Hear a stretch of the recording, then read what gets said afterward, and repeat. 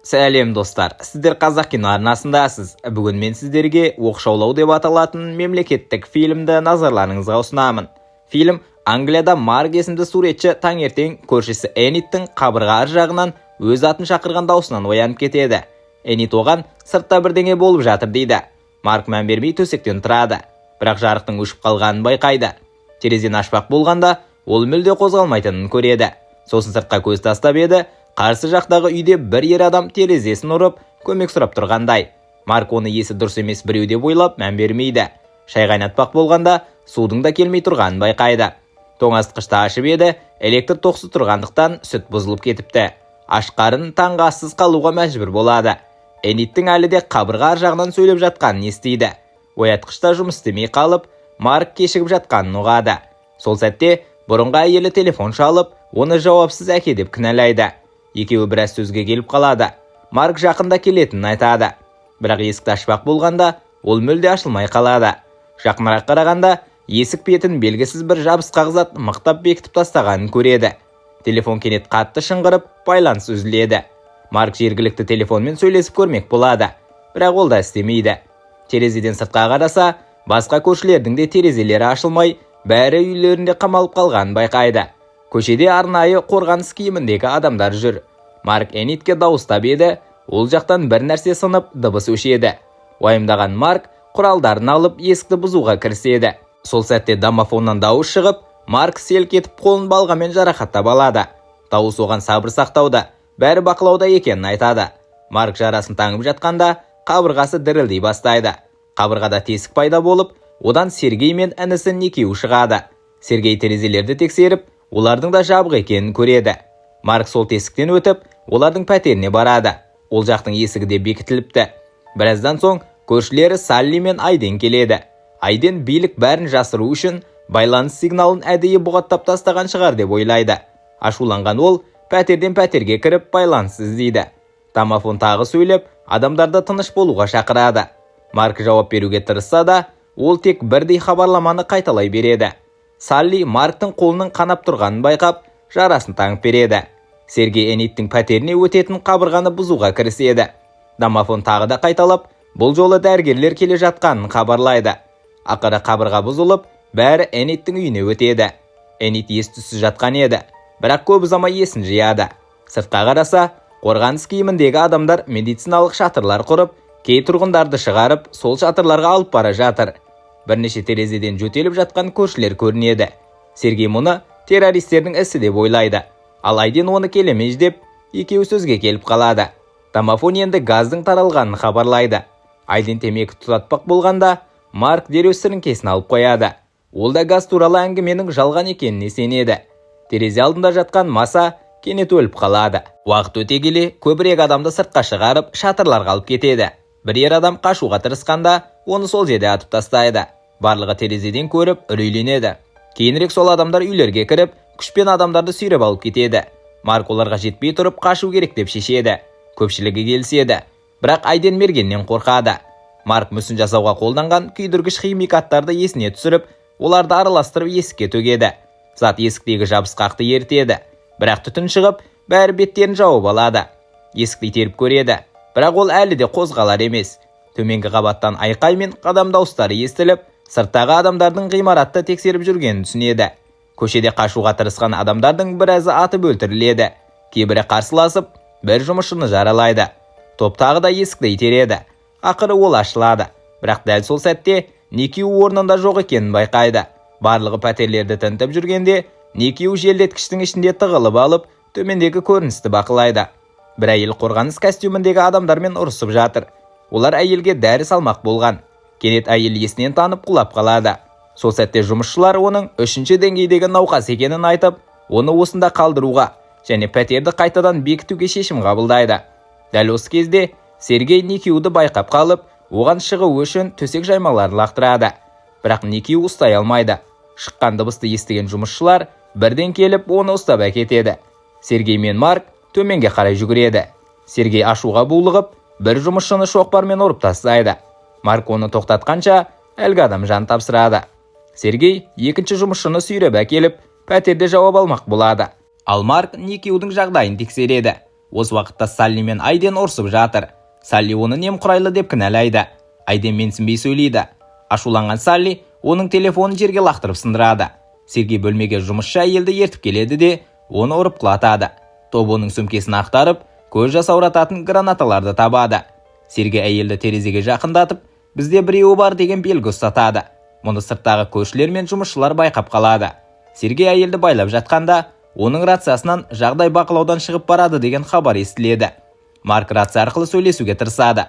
Бірақ арғы жақтағы ер адам азаматпен сөйлесуден бас тартып, әріптесін шақыруды талап етеді. Марк рацияны әйелге бермек болғанда, Сергей оны жұлып алып, не болып жатқанын айтуын талап етеді.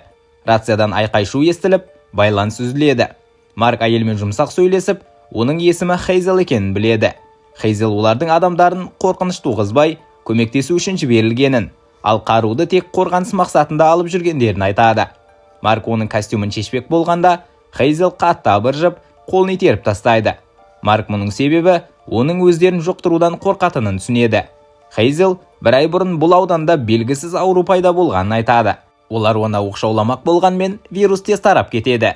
Үрей тумау үшін бәрі құпия сақталып отыр. Ауру алдымен тамақты қысып, тыныспен сөйлеуді қиындатады. Келесі кезеңде көз көруін жоғалтады. Соңында ішкі ағзалар біртіндеп істен шығады. Ғалымдар әлі ем таба алмай келеді. Ашуға мінген Сергей Хейзелдің костюмін кесіп жібереді.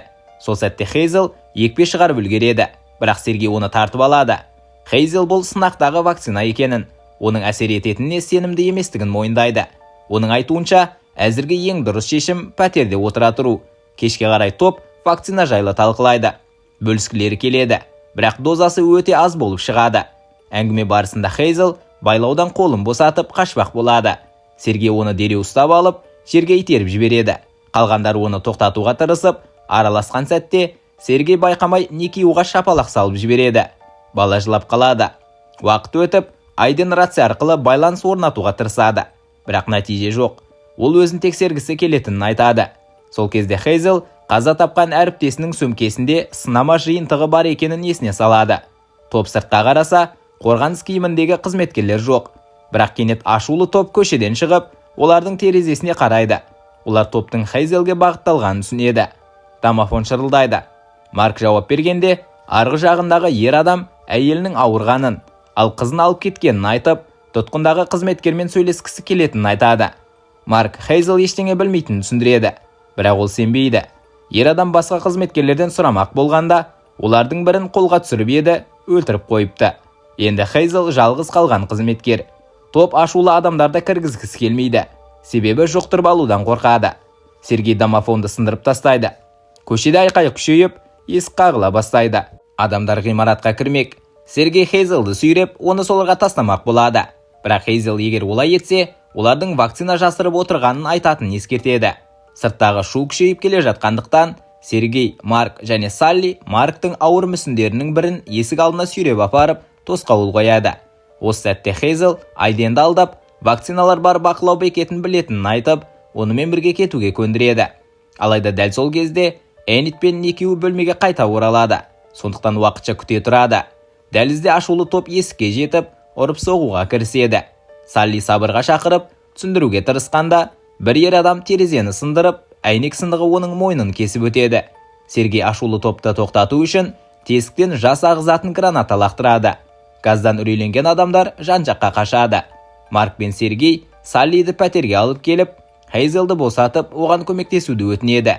Хейзел қолдан келгеннің бәрін істейді. Бірақ Салли қатты қан жоғалтып, қайтыс болады. Айден жүйкесі сыр беріп, басқа бөлмеге кетіп қалады. Саллидің денесін жаймаға орап болған соң, топ Айденнің жоқ екенін байқайды. Ол Хейзелдің қорғаныс костюмын алып, жыртық жерлерін жабыстырып жөндеп, пәтерден кетпек болады. Дәлізге шыққан соң, ол екпені өзіне егеді. Сосын есіктің алдындағы ауыр мүсінді итеріп тастап, сыртқа шығады. Бірақ ашулы топ оны қызметкер деп ойлап, айнала қоршап ұра бастайды. Кенет мерген ауаға бірнеше рет оқ атып, жұрттың бәрі қаша жөнеледі. Кішкене аялдағаннан кейін мерген Айденге атып, оны өлтіреді. Сағаттар өтіп, топ есінен адаса бастайды. Марк отбасының суреттерін жояды, ал Сергей мас күйінде отыр. Сырттан бір дыбыс естілгенде, Сергей есікті сәл ашып қарап, топтың қайта келе жатқанын көреді. Марк Никиу мен Энитті көрші пәтерге жібереді де, Хейзелді босатпақ болады. Бірақ Сергей бұған қарсы болып, Хейзелді жібермеуге тырысады. Сол сәттен Марк оны шоқпармен ұрып, есінен тандырады да кетіп қалады. Марк оянғанда пәтерде жалғыз қалады. Терезеден қараса, тағы да қорғаныс костюміндегі адамдар келіп, бір ғимаратқа уытты газ жіберіп жатқанын көреді. Ал көрші пәтерде қалғандар маскаларын киіп қашпақ болады. Бірақ Марк ашумен Сергейге тап беріп, оны құлатады. Энит оны зорға тоқтатады. Дәл осы кезде газ желдеткіштерден ене бастайды. Марк бәрін жоғарғы қабатқа таза ауаға шығуға шақырады. Сатыға жеткенде Хейзелдің өлі денесін көреді. Тізесінде белгілі өлі тұр. Сол сәтте арттан көрші пайда болып, Сергейді шошытады. Сергей оны ұрып тастайды. Кенет басқа тұрғындар да келіп, Сергейді қоршап алады. Ол көмек сұрайды. Бірақ Марк бәрімен соғыса алмайтынын түсініп, Никиу мен Энитті алып кетеді. Топ Сергейді сүйреп әкетіп жатқанда, Марк есікті металл сырықпен бекітеді. Үшеуі шатырға шығатын есіктің де жабық екенін байқайды. Марк құралмен құлыпты ұрып сындырады. Соңғы баспалдақпен өрмелеп, ақыры төбеге жетеді. Газ көтерілуге үлгермей тұрып, олар таза ауамен тыныстайды. Ешбір мерген атпайды. Демек бәрі удан қашып кеткен секілді. Олар суықтан тоңып, бір-біріне тығыла жатып, түнді сол жерде өткізеді. Таңертең Марк оянғанда Эниттің қаза тапқанын көреді. Көңілі күйреп, Никиуға көзін жұмуды өтініп, оны көтеріп төмен түседі. Жол бойында көптеген өлі денелерді көреді. Ақыры сырттағы шатырға жетеді. Бірақ айналада ешкім жоқ. Сол кезде хабарлама естіледі. Адамдарға үйлерінен шықпау бұйырылады. Көшеде жүргендердің бәрі жұқтыру қаупі бар деп есептеледі. Марк қорғаныс костюмін киіп, Никиумен бірге еш күдік тудырмай сыртқа шығады. Бірақ кенет көршілердің бірі арттарынан шығып, Никиуді ұстап алып, әйнек сынығын мойнына таяйды. Никиу өзін босатып алу үшін оны ұрып қалады. Сол кезде әлгі адам Маркқа секіріп, пышақ салмақ болады. Екеуі күресіп, ақыры Марк оны жеңеді. Жаралы Марк енді жүре алмай қалады. Никиу оны сүйемелдеп жүреді. Бірақ Марктың халі нашарлап барады. Ол ұлына телефонын беріп, сигнал шыққанша жүре беруді. Анасына хабарласуды тапсырады.